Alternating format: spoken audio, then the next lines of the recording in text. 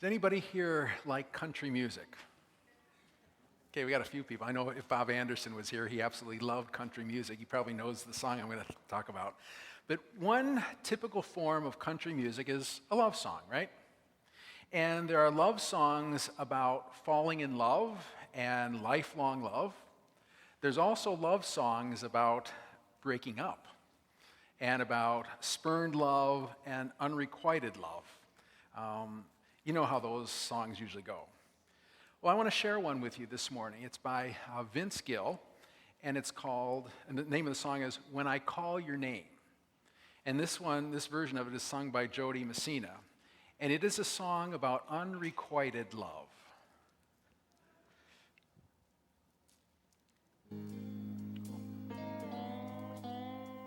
I rushed home. Listen to the words. Work, like I always do.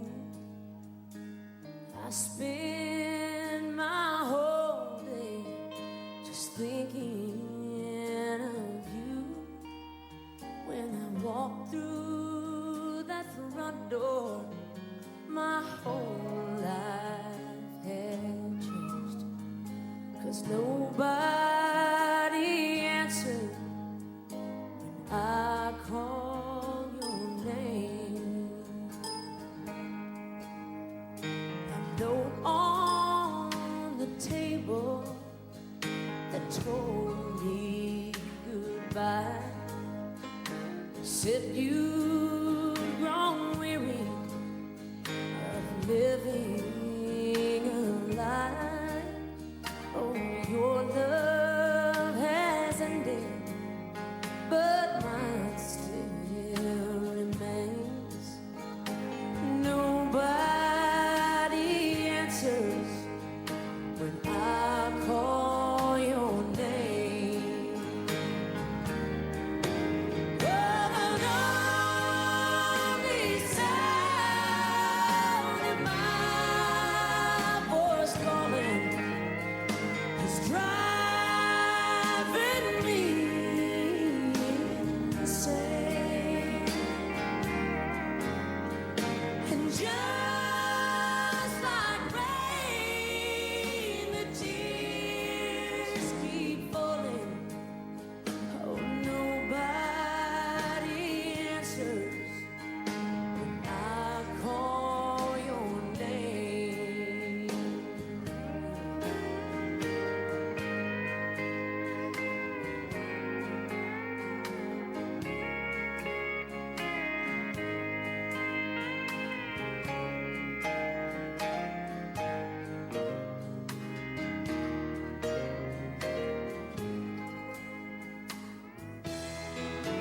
The lonely sound of my voice calling is driving me insane. And just like rain, the tears keep falling. Nobody answers when I call your name. Oh, nobody answers when I call your name.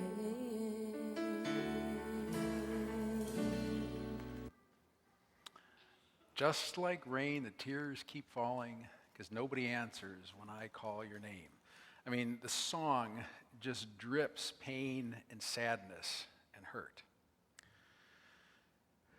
Well, with today's reading, as we continue reading from the prophets, we've moved on from Hosea to Isaiah. Hosea, if you remember, was a prophet to the northern kingdom of Israel, and that kingdom ended in destruction in 722 as the Assyrians came in and destroyed it. Isaiah, though, was a prophet to the southern kingdom of Judah.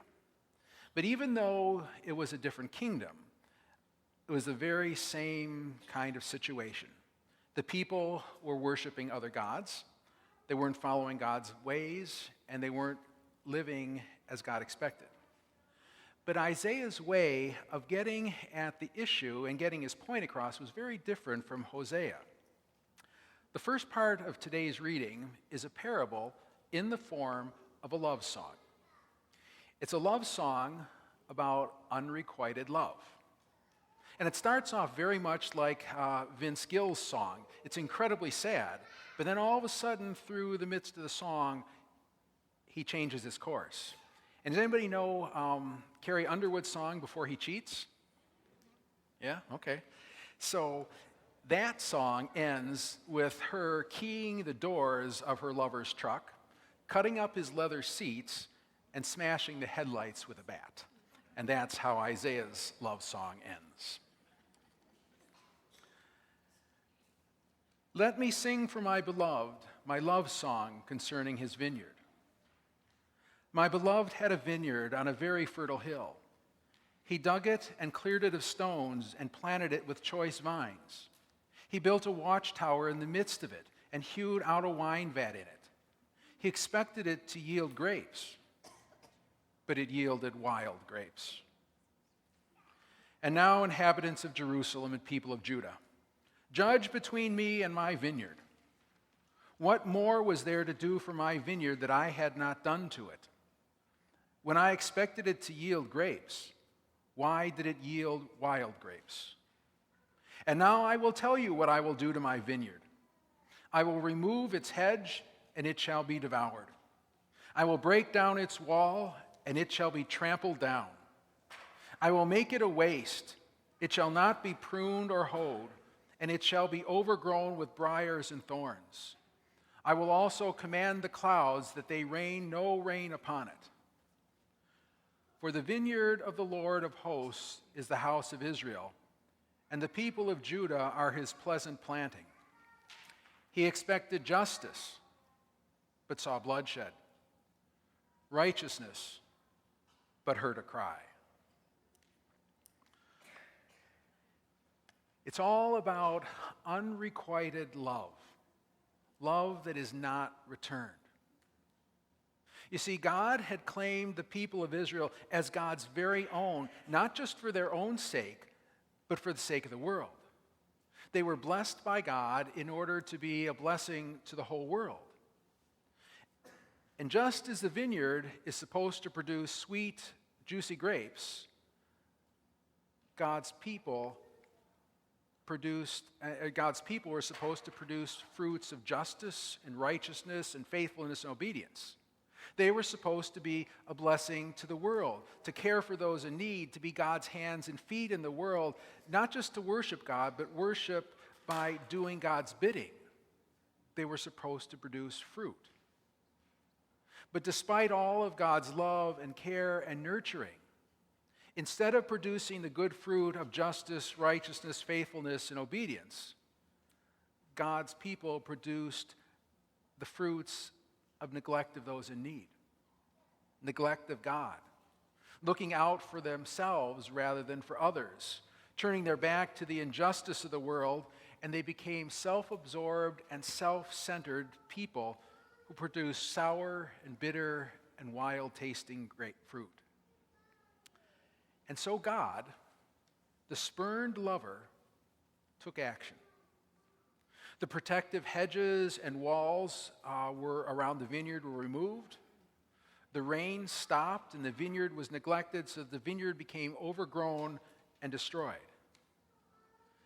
In reality, the kingdom of Babylon would come in and destroy the southern kingdom of Judah, and the people would be carried off into exile. Unrequited love. Love that is not returned. God's love not returned to God. They neglected God's ways. They abandoned God. They turned their back on God, and their actions brought about their own destruction. But that's not the end of the story, because God is a God of promises, and God had promises to keep. A shoot shall come out from the stump of Jesse, and a branch shall grow out of his roots. The Spirit of the Lord shall rest on him, the Spirit of wisdom and understanding, the spirit of counsel and might, the spirit of knowledge and the fear of the Lord. His delight shall be in the fear of the Lord. He shall not judge by what his eyes see or decide by what his ears hear. But with righteousness he shall judge the poor and decide with equity for the meek of the earth. He shall strike the earth with the rod of his mouth, and with the breath of his lips he shall kill the wicked. Righteousness shall be the belt around his waist, and faithfulness the belt around his loins.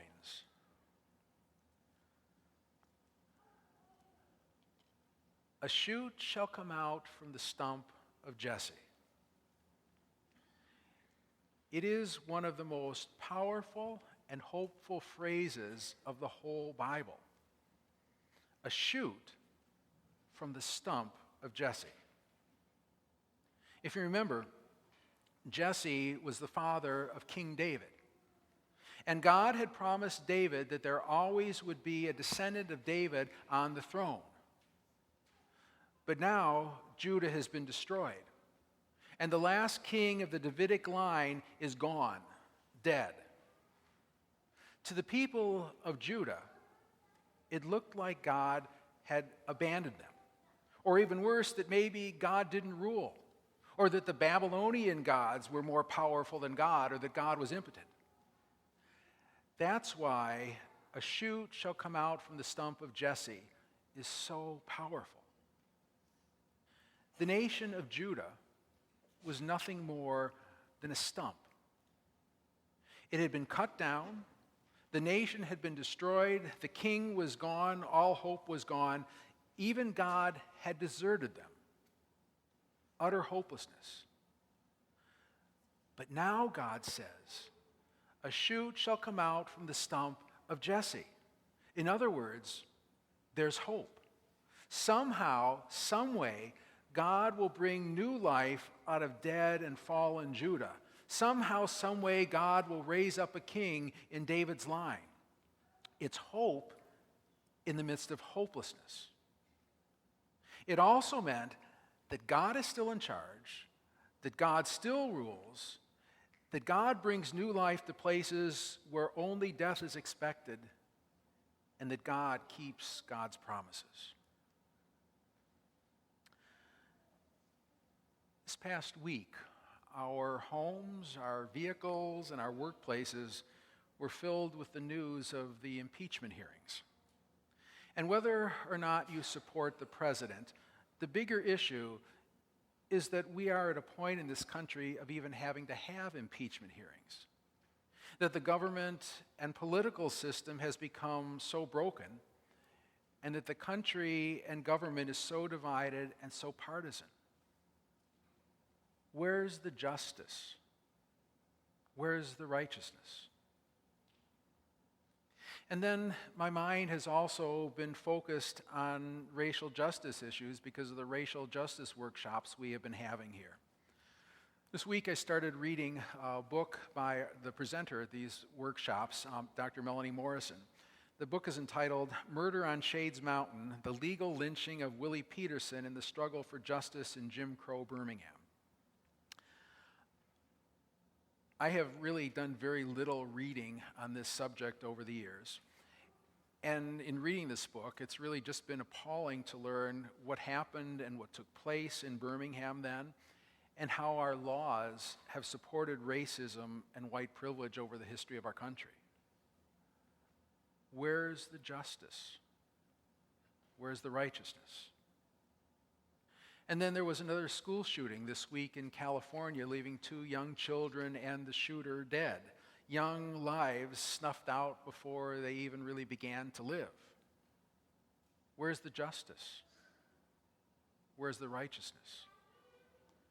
And then in listening to NPR this week as I was driving, there was coverage of the Supreme Court hearings concerning DACA and the fate of really hundreds of thousands of immigrants who were brought to this country as young children, and who, these are now young people who have gone to college here, who have jobs here, and in really many cases have known no life other than here in this country, and they could be facing deportation.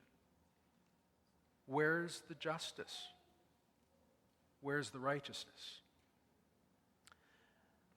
Now, I don't know about you,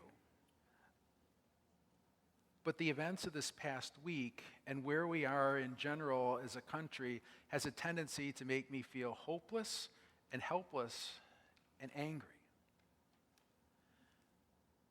But Isaiah's words to ancient Israel are incredibly appropriate and incredibly timely for us. A shoot shall come out from the stump of Jesse. In other words, even in the midst of hopeless and helpless situation of division and racism and injustice, God is at work to bring life. Hope in the midst of hopelessness. Hope that division and racism and injustice won't have the last word, that God will raise up a king, a just and righteous king. Now just close your eyes for a minute and picture it. A shoot coming up from a stump.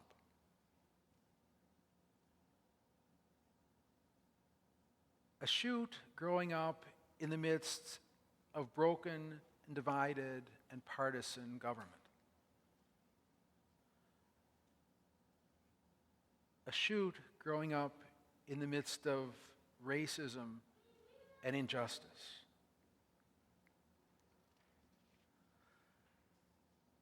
A shoot shall come out from the stump of Jesse.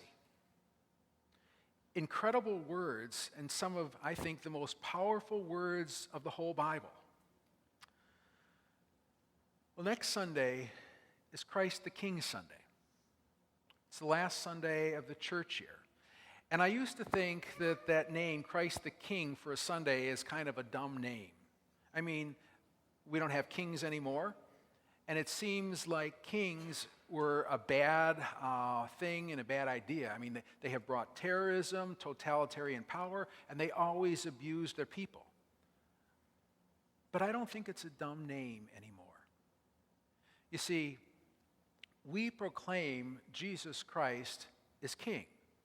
In defiance of broken governments and political systems, in defiance of racism and systems that oppress, and in defiance of injustice and hopelessness. Because Christ the King means that God is still in charge, that God still rules, and that God will bring life to places where only death is expected. A shoot shall come out from the stump of Jesse. Amen.